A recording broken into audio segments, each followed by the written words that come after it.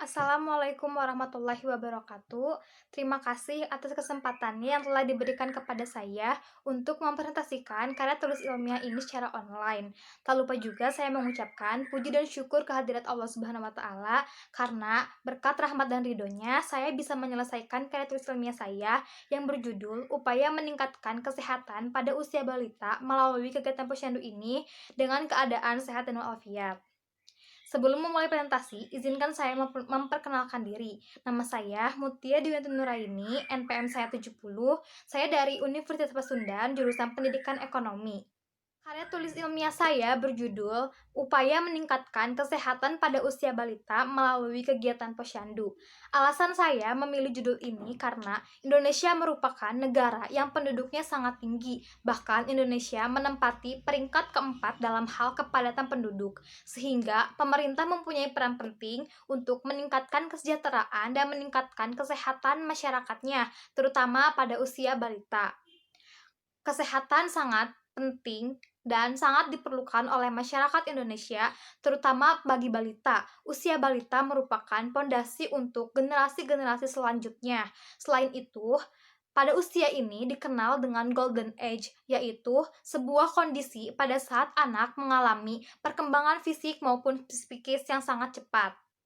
Namun pada kenyataannya, tidak sedikit usia balita yang mengalami masalah kesehatan, seperti demam, malnutrisi, kejang, cacingan, flu, dan lain sebagainya.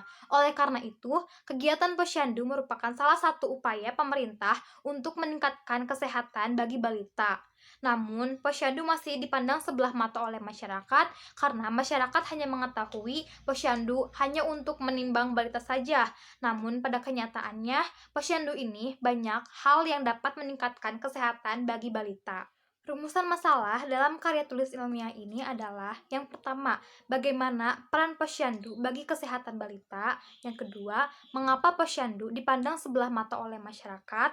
Yang ketiga, bagaimana cara meningkatkan kesehatan balita melalui pelayanan posyandu. Adapun tujuan dari karya tulis ilmiah ini adalah tujuan penelitian ini untuk meningkatkan kesadaran masyarakat mengenai kesehatan balita melalui kegiatan posyandu. Manfaat dari karya tulis ilmiah ini ada dua. Yang pertama, manfaat teoritis, dan yang kedua, manfaat praktis. Manfaat teoritis ini sebagai acuan bagi penelitian yang sejenis, dan manfaat praktis ini diharapkan penelitian ini dapat bermanfaat bagi masyarakat maupun kader posyandu. Dalam Undang-Undang Nomor 23 Tahun 1992, kesehatan adalah keadaan sejahtera dari badan, jiwa, dan sosial yang memungkinkan setiap orang hidup produktif secara sosial maupun ekonomis. Menurut Mu'aris, anak balita adalah anak yang telah menginjak usia 1 tahun atau lebih populer dengan pengertian usia anak di bawah 5 tahun. Menurut Departemen Kesehatan, posyandu adalah salah satu bentuk upaya kesehatan bersumber daya masyarakat yang dikelola dan diselenggarakan dari, oleh, untuk, dan bersama masyarakat dalam memperoleh pelayanan kesehatan untuk mempercepat penurunan angka kematian ibu dan anak. Menurut Menteri Kesehatan, gizi buruk yang terjadi di Indonesia bukan hanya gizi kurang saja, namun masih banyak balita yang terkena gizi berlebih. Maka itu, memperkuat posyandu di seluruh dunia merupakan kunci sukses dalam upaya perbaikan gizi. Peran posyandu sangat mulia, yakni fokus melayani ibu dan anak serta mensejahterakan kesehatan masyarakat dengan program dan pelayanan yang terpadu seperti pendeteksi gizi buruk pada balita, meningkatkan kualitas balita dengan memberikan vitamin A, pemberian imunisasi, pemantauan kesehatan, dan pencegahan diare. Namun sayangnya, di balik program dan pelayanan terpadu itu masih banyak masyarakat yang memandang sebelah mata posyandu karena kurangnya tenaga ahli yang profesional, kurangnya sarana dan prasarana yang ada di posyandu, dan tidak adanya obat untuk balita yang mengidap penyakit keras. Selanjutnya ada populasi dan sampel. Populasi karya ilmiah yang saya buat adalah seluruh orang tua yang terdaftar di Posyandu Teratai RW 11.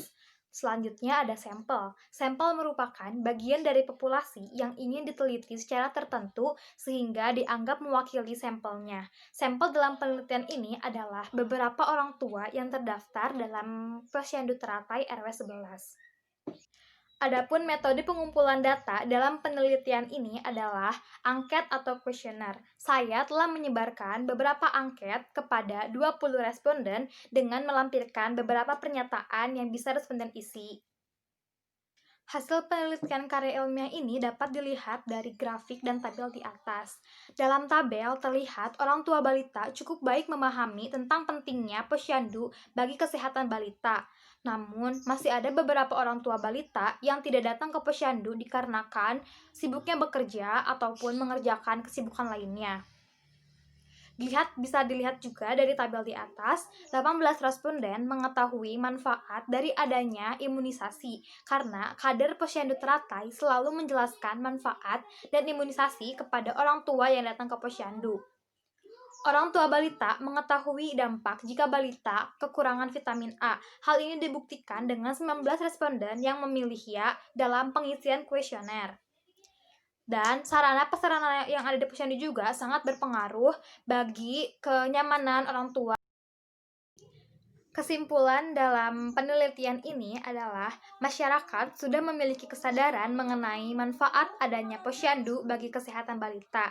Masyarakat juga sudah mengetahui manfaat kegiatan yang ada di posyandu. Hanya sebagian kecil masyarakat yang tidak memiliki waktu senggang untuk datang ke posyandu. Sarana yang ada pada posyandu berpengaruh terhadap minatnya masyarakat untuk datang ke posyandu. Dengan adanya kesimpulan seperti di atas, penulis memberikan saran, semoga diharapkan orang tua lebih meningkatkan pengawasan terhadap anak, sempatkan waktu untuk datang ke posyandu agar mengetahui manfaat adanya posyandu. Pemerintah harus selalu menstabilkan sarana yang ada di posyandu, dan diharapkan setelah adanya karya ilmiah ini dapat meningkatkan kesadaran masyarakat mengenai kesehatan pada balita. Sekian presentasi yang dapat saya sampaikan. Jika ada kesalahan dan kekurangan mohon dimaafkan karena saya juga masih dalam tahap pembelajaran. Sekian dari saya. Wassalamualaikum warahmatullahi wabarakatuh.